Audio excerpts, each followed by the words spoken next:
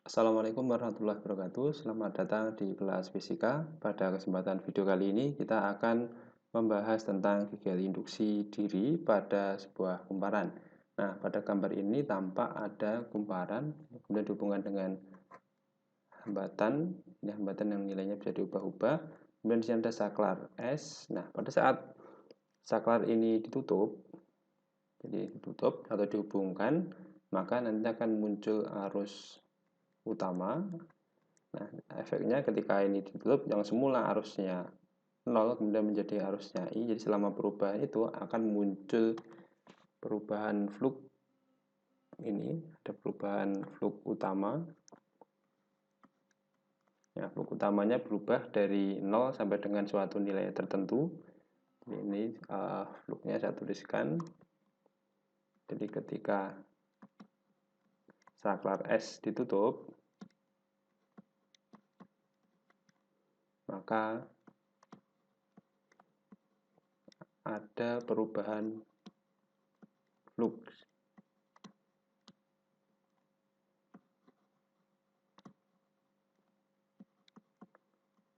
Flux utama dari 0 menuju ke VU.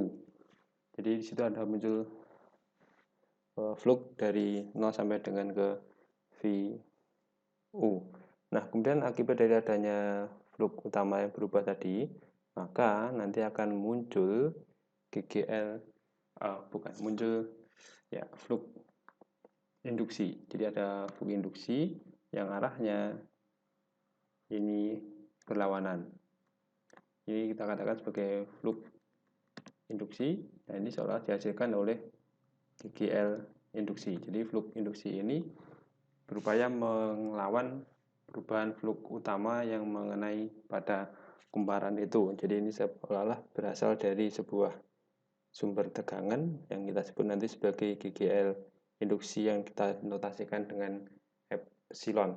Nah, kemudian setelah diteliti ternyata besarnya GGL induksi pada kumparan ini itu nilainya sebanding dengan laju perubahan arus terhadap waktu. Jadi kalau dirumuskan GGL induksi ini sama dengan min L kali delta I per delta T.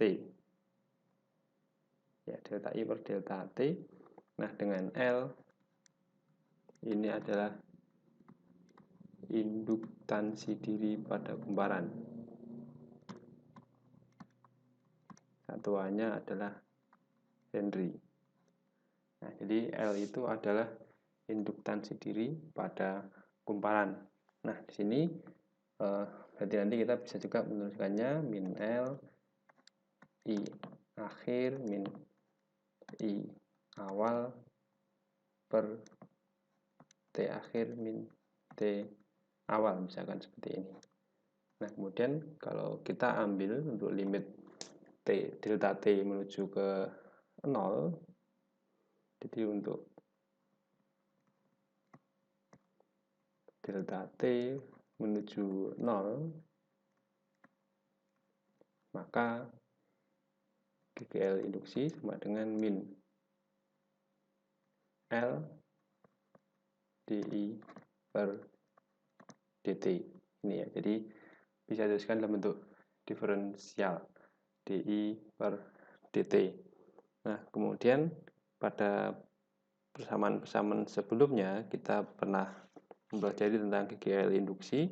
GGL induksi pada hukum Faraday kita tahu bahwa untuk GGL induksi itu juga sama dengan min N kali perubahan flux terhadap waktu. Sehingga kalau ini disamakan dengan GGL induksi dari kumparan, maka min N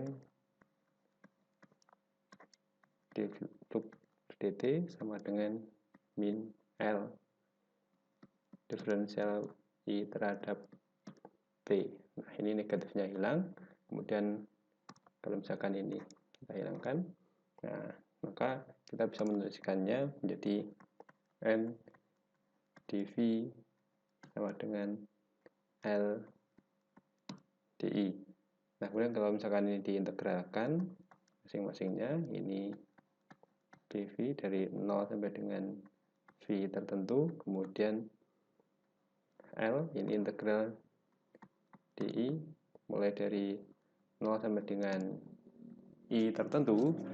Nah, dari sini maka kita bisa meroleh N V sama dengan L kalikan I. Jadi integralnya ini adalah V, batasnya mulai dari 0 sampai dengan V, kemudian ini batasnya mulai dari 0 sampai dengan I. Nah, itu adalah persamaan dalam bentuk integralnya. Kemudian kalau kita lanjutkan masukkan batas-batasnya, maka di situ ada N kalikan V min 0 sama dengan L dikalikan I min 0. Maka nanti ada N V sama dengan LI. Nah, dari sini maka kita peroleh persamaan induktansi diri pada sebuah kumparan itu nanti adalah L sama dengan N dikalikan V per I. Jadi saya ulangi kembali, induktansi diri pada kumparan bisa diperoleh dengan sama dengan N, yaitu jumlah lilitan, dikalikan dengan flux magnetik dibagi dengan kuat arus yang melalui kumparan. Jadi ini saya tuliskan keterangannya untuk L adalah induktansi diri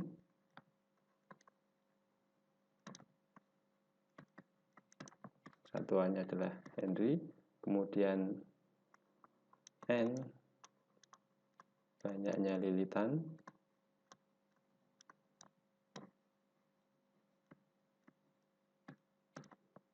kemudian V ini adalah flux magnet, satuannya adalah Weber, kemudian I kuat arus yang melewati kumparan, ini adalah satuannya ampere. Nah, jadi itu saya ulangi kembali adalah persamaan dari induktansi diri pada kumparan yang kemudian kita peroleh persamaannya adalah L sama dengan N dikalikan flux per kuat arus yang melewati pada kumparan itu. Nah, selanjutnya kita akan mencari induktansi diri pada solenoida dan pada toroida. Yang pertama kita cari induktansi diri pada solenoida.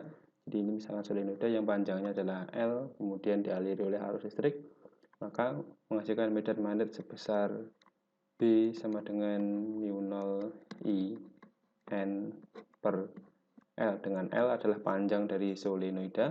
Kemudian untuk flux magnetiknya ini adalah B dikalikan A dikalikan cos theta. Nah, kemudian untuk B yang tegak lurus, jadi B tegak lurus A, maka theta sama dengan 0. Yang ini berarti bahwa cos theta sama dengan 1, sehingga fluxnya nanti adalah B dikalikan dengan A. Nah, kemudian persamaan ini kita masukkan ke persamaan induktansi diri yang telah kita peroleh sebelumnya, yaitu L sama dengan N dikalikan V per I, kemudian ini N, V-nya kita ganti dengan BA per I. Nah, B itu adalah mu0 I N per L, sehingga ini kita peroleh N, A-nya saya pindah ke depan, A, B-nya adalah mu0 I kalikan N per I dikalikan dengan L. Nah, ini untuk I-nya bisa kita hilangkan. Nah, sehingga induktansi diri pada solenoida itu kita peroleh L sama dengan mu0 A dikalikan N kuadrat per L. Dengan L itu adalah panjang dari solenoida. Nah, kemudian bagaimana dengan toroida untuk mencari induktansi dirinya? Oke, ini kemudian kita buka pada toroida. Jadi toroida, jadi solenoida yang kemudian ditekuk sehingga panjang L tadi ini menjadi keliling lingkaran dengan jari-jari efektifnya adalah R. Nah, ketika dialiri arus maka muncul medan magnet B. Ini adalah mu0 I N per 2 PR atau 2 PR ini adalah keliling mu0 I N per K. Jadi R ini adalah jari-jari efektif atau untuk K ini adalah keliling yang efektif ya, keliling efektif. Jadi semuanya dimensinya adalah panjang. Nah, lalu untuk tadi fluknya ini adalah B A cos theta. Untuk B yang tegak lurus A, maka theta sama dengan 0, berarti cosnya bernilai 1 sehingga fluknya ini adalah B kalikan A. Maka induktansi dirinya L sama dengan N V per I, ini sama dengan N, V-nya adalah BA per I. Nah, maka di sini N, A, B-nya kita ganti dengan mu0 I kalikan N per I. Nah, ini bisa menjadi 2PR atau bisa juga 2PR-nya ini adalah K. Nah, ini I-nya bisa kita hilangkan. Nah, sehingga hasilnya induktansi diri pada toroida itu adalah L sama dengan mu0 A N kuadrat per 2 PR atau bisa juga mu0 A N kuadrat per K, dengan K adalah keliling dari lingkaran toroida itu.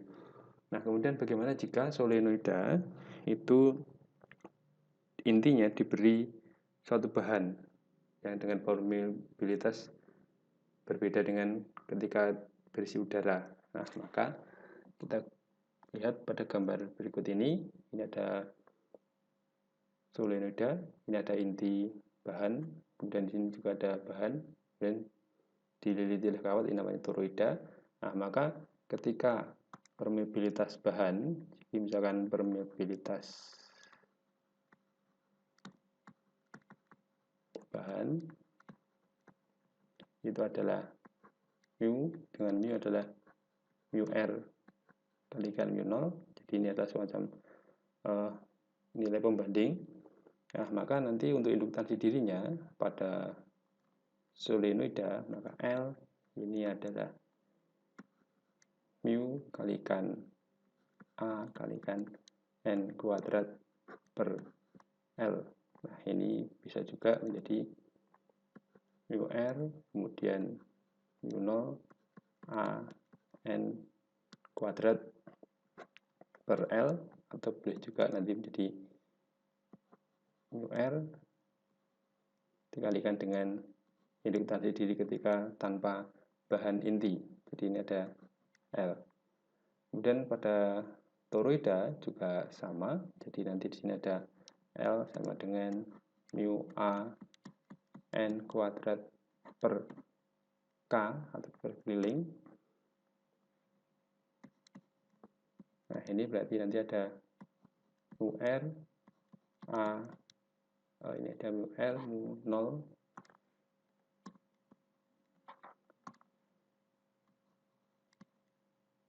A N kuadrat per K, atau ini bisa juga L sama dengan mu R kalikan induktansi diri ketika tanpa bahan inti yang dililiti toroida itu. Nah, demikianlah pembahasan kita tentang induktansi diri pada solenoida dan juga pada toroida. Semoga ada manfaatnya. Assalamualaikum warahmatullahi wabarakatuh.